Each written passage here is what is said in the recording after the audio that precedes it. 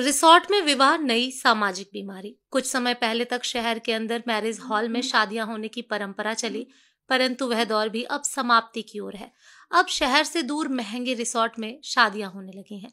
शादी के 2 दिन पूर्व से ही ये रिसोर्ट बुक करा लिए जाते हैं और शादी वाला परिवार वहां शिफ्ट हो जाता है।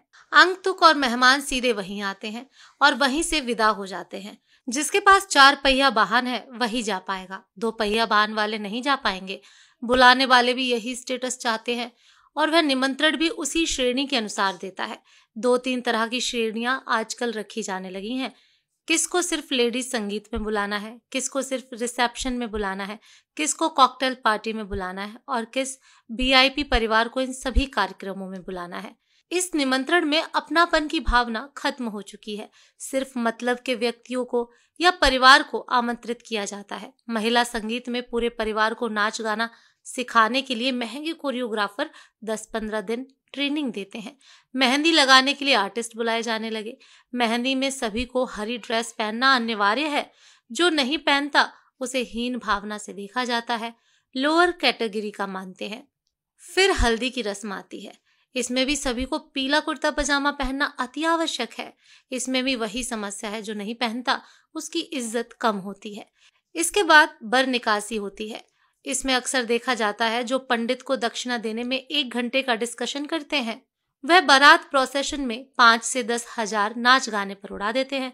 इसके बाद रिसेप्शन स्टार्ट होता है। स्टेज पर वरमाला होती है। पहले लड़की और लड़के वाले मिलकर हंसी मजाक करके वरमाला कराते हैं। आजकल स्टेज पर धुएं की धुनी छोड़ देते हैं।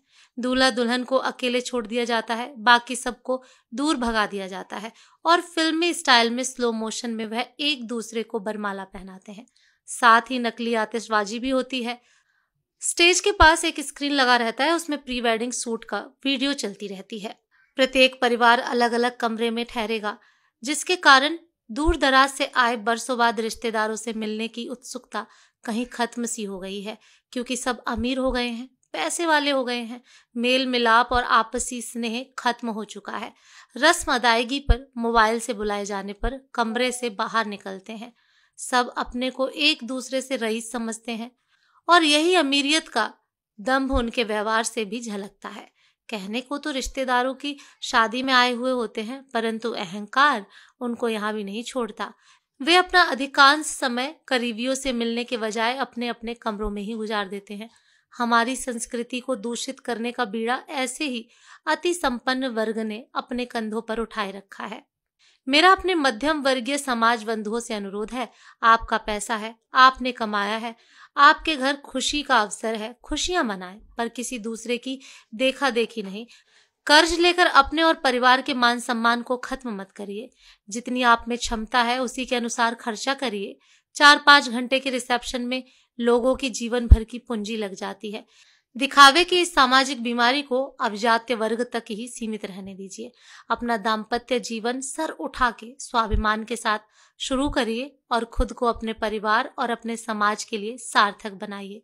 धन्यवाद।